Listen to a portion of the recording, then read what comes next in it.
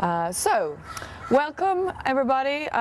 We are at the Black Sheep Gathering in Albany, Oregon, and I'm gonna show a little bit of curls, colors and other things about Gotland sheepskins.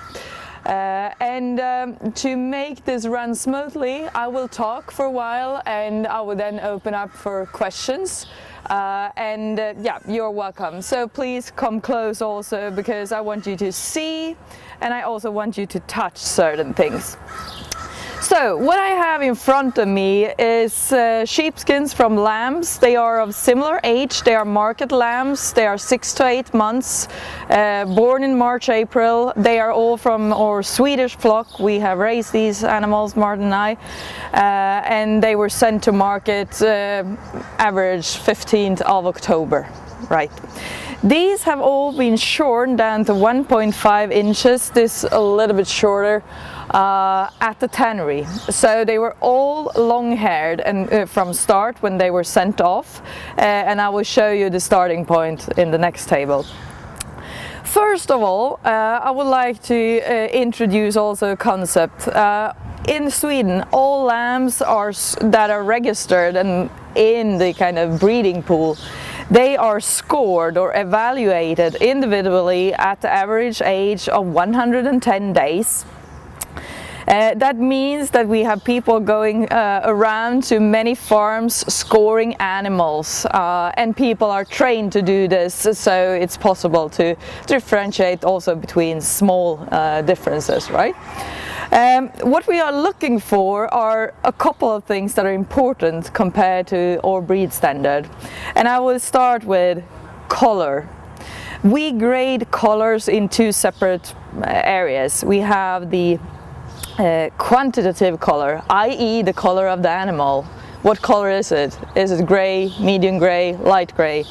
And we have a grading system that says that we have the following colors to record. We have white, very rare. We have white gray. We have extra light gray. We have light gray. We have medium gray. We have dark gray, and we have blacks. Okay. The lambs are normally born black. Some can have a little bit of gray in them already from start, but most are born black. They gradually shift into this color, so at 110 days they have a gray color normally, or within this gray scale that I described. So to start with, if we look at the color, I just want to show you this is a clearly medium gray lamb. Both of them are. And this is what will be in 80% and a little bit more of the total population. So if you look at Gotlands from a distance when they are 6 to 8 months, they might look significantly darker than this when they have the long wool, right? But as soon as you go down and look closer to the skin, you will see that they have this nearly fluorescent or very shiny gray color. I mean, there are individual differences in shine and so, but yeah, you will see this. And also, well, starting with the color only, this is the medium gray. Going to the dark gray, which is the second most common color, this is a dark gray one. This eventually is having a little bit more white in it, but just to show the difference, this is medium, this is dark. I didn't bring all the other colors with me because some of them are very similar, so they might add more confusion, but this is the most common.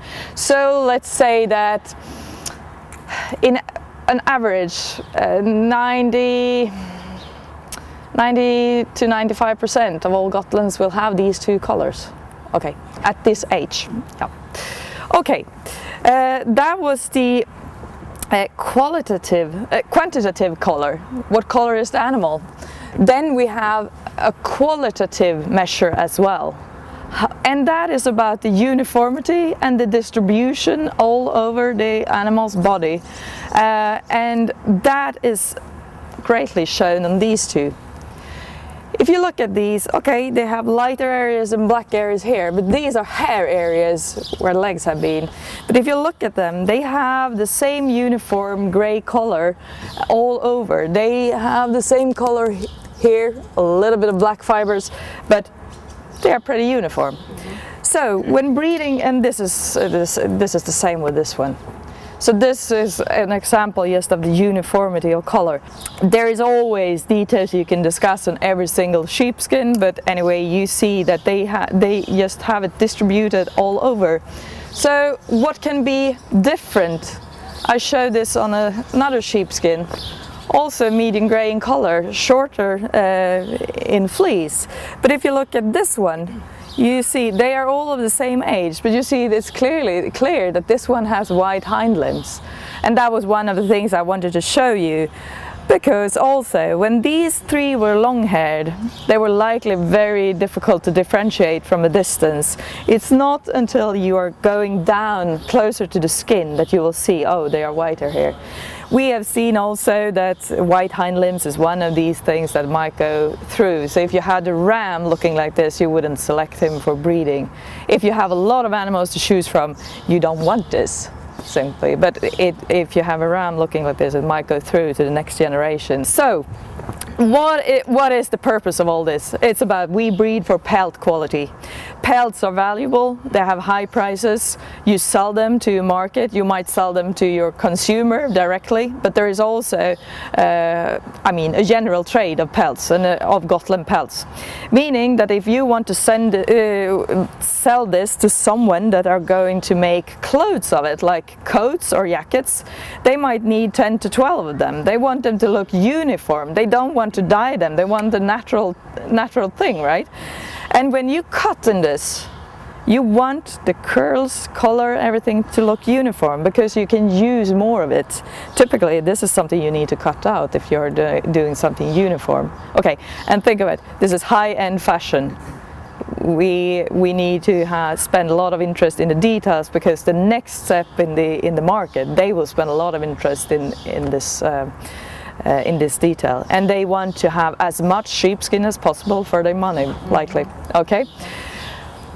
What happens with the wool is also that if you breed for pelt quality like this, you will have a more uniform wool or fiber type all over the animal, of course. Also, one thing I just want to mention, it might be a little bit of overkill right here and now when you select your animals, but if you look at this sheepskin, you see, okay, it's dark gray, but there is a color variation here. It's lighter here, because this one has a lot of pepper and salt in it. So if you look at the curls here, you see that there is it's so clear that it's a mix of black and white fibers in the same curl.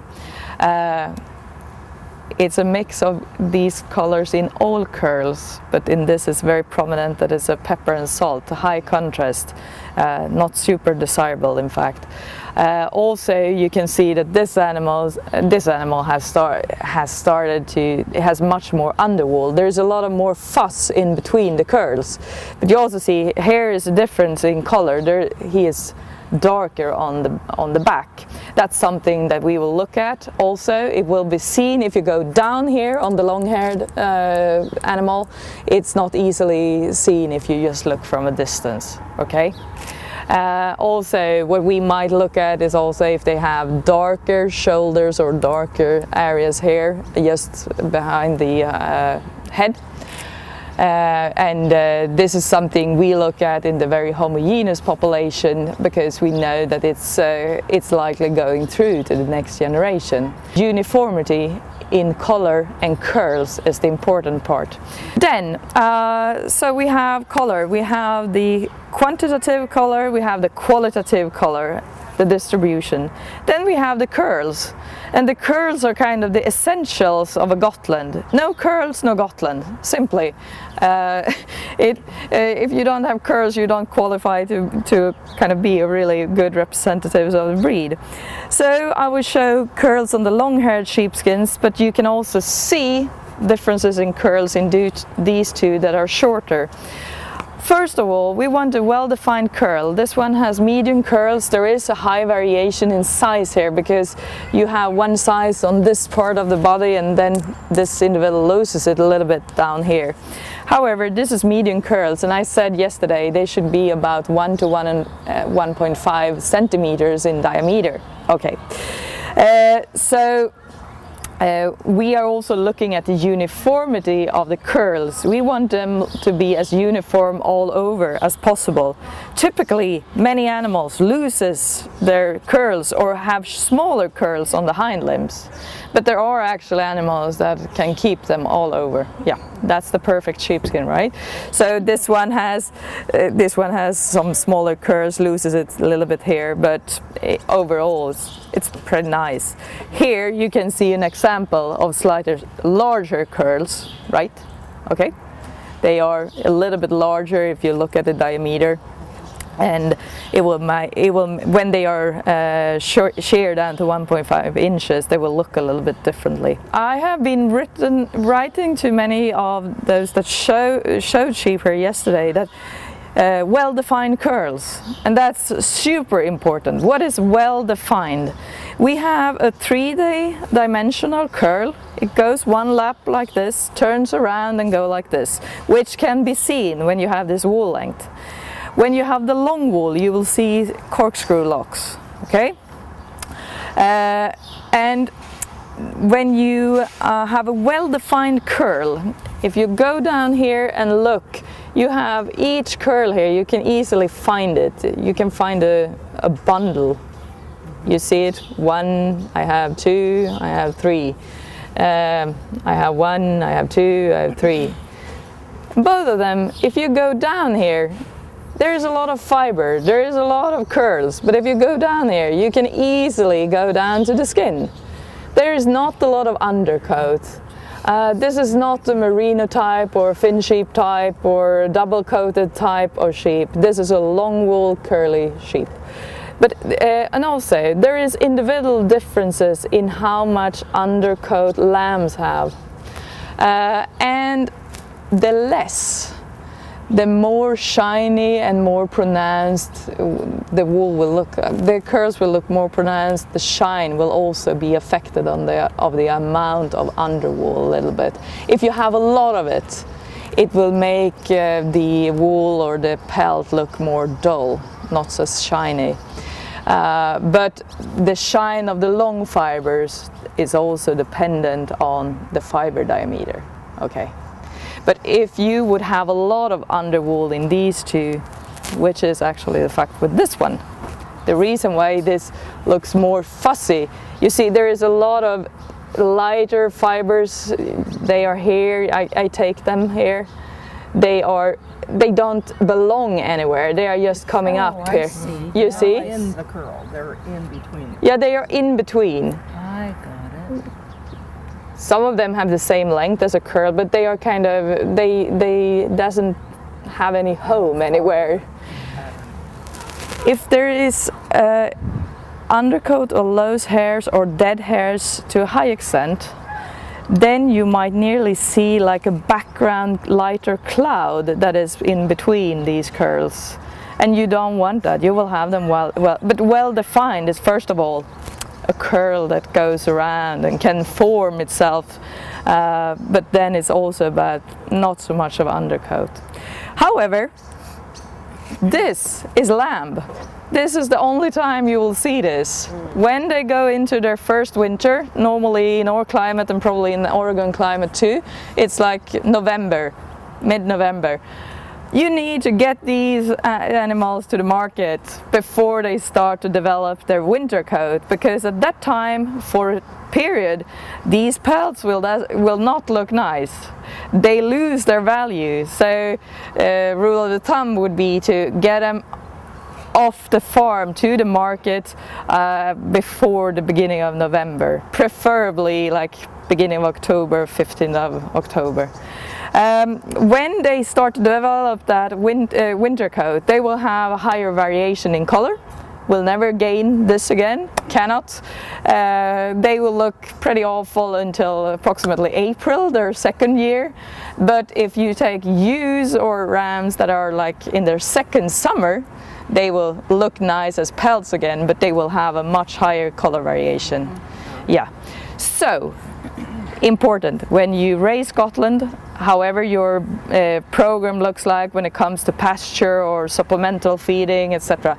You need to have them grow. They need to be ready for market, because if they go over this time, well, they can go to market, but the pelts will not give you a lot of profit really.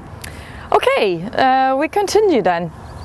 Now we are going to the long-haired world. This is what we see when we look out on pasture in September, October. Okay, so this is also a lamb pelt. Those over there are two. They are all from animals 6 to 8 months of age.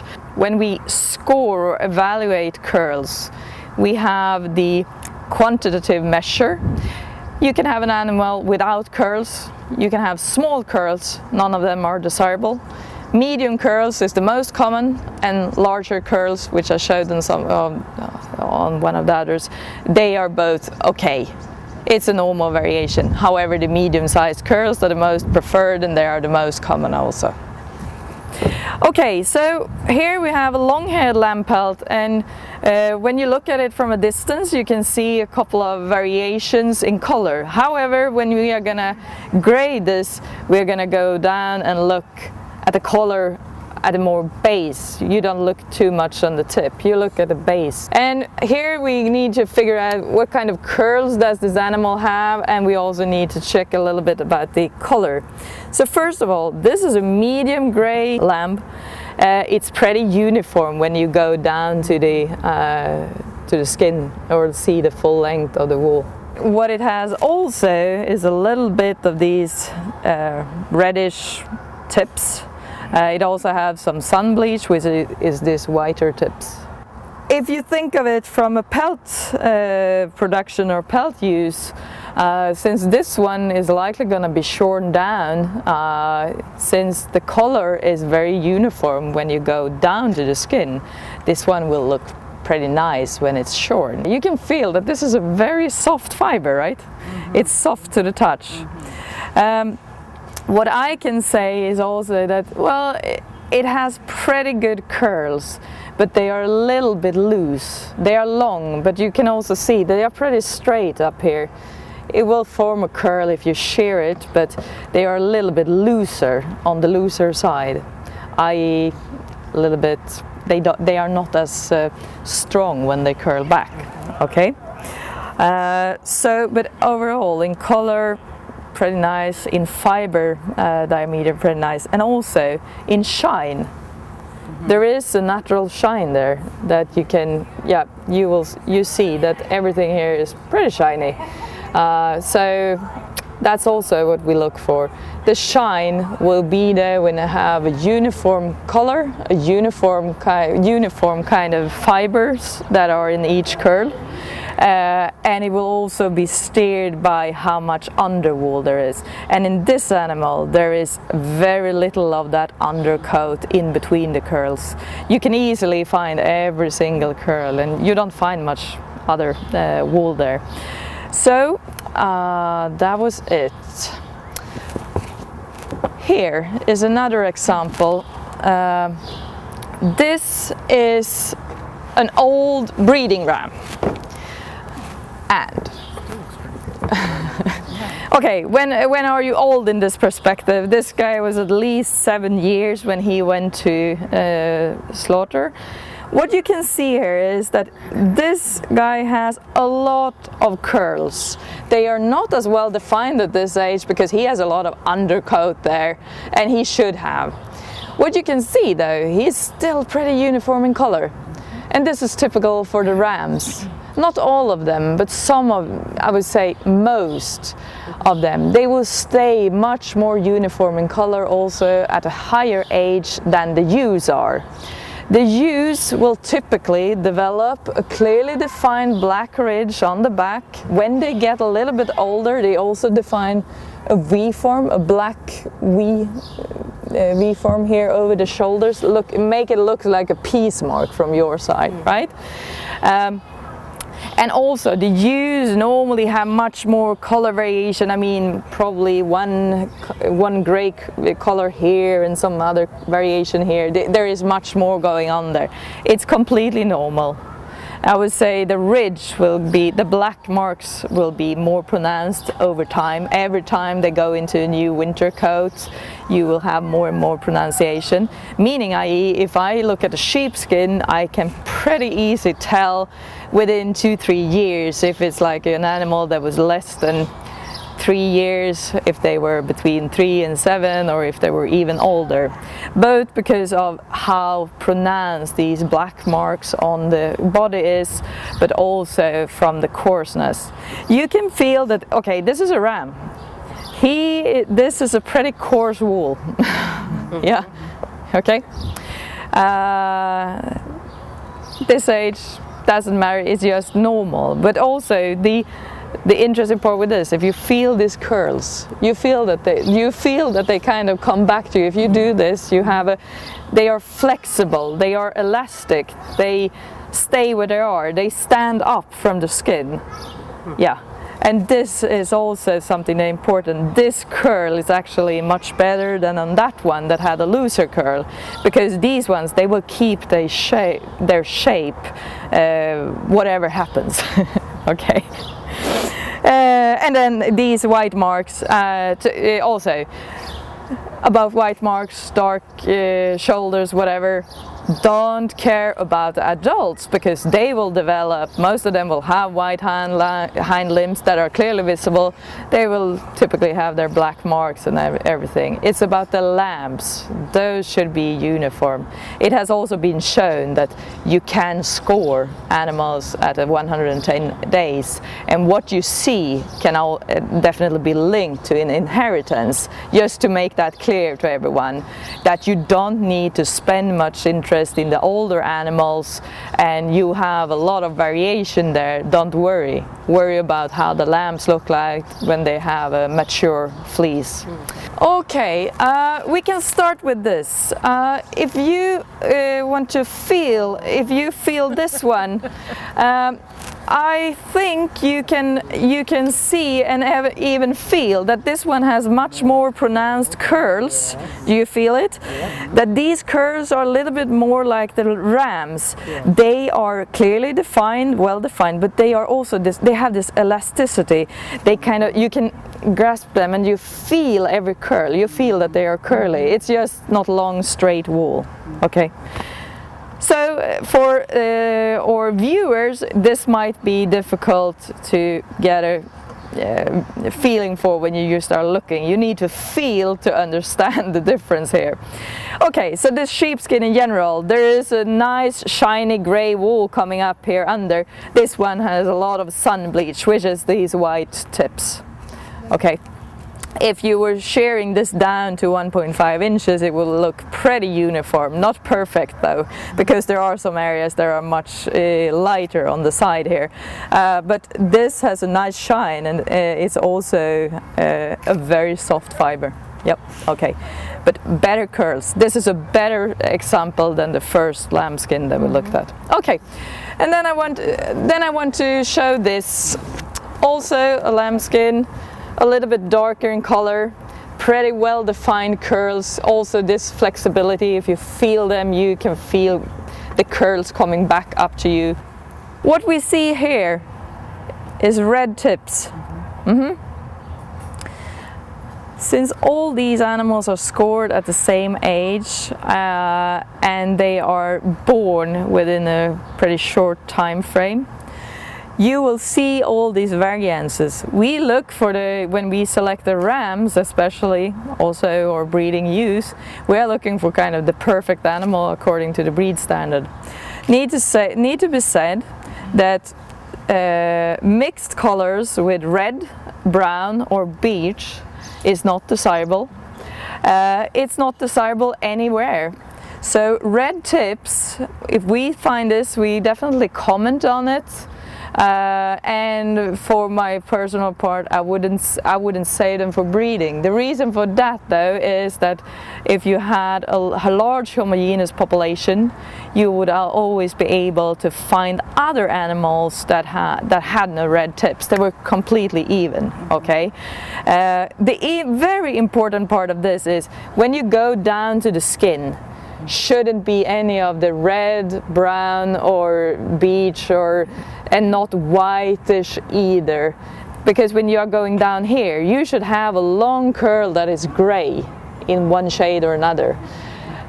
Okay, so I just wanted to show these red-brown tips so people can see what is it all about, and also show that even though they are there, this animal is medium gray and it has gray curls coming up from the skin. Okay, so I think this can be, I think I can stop there, because this is what you strive for. Then I could add a lot of comments on things that I have seen that is not desirable, but I think I skipped that, because since I cannot show it and viewers cannot feel that or not see it, it won't go across. So we stop there simply. Okay, thank you.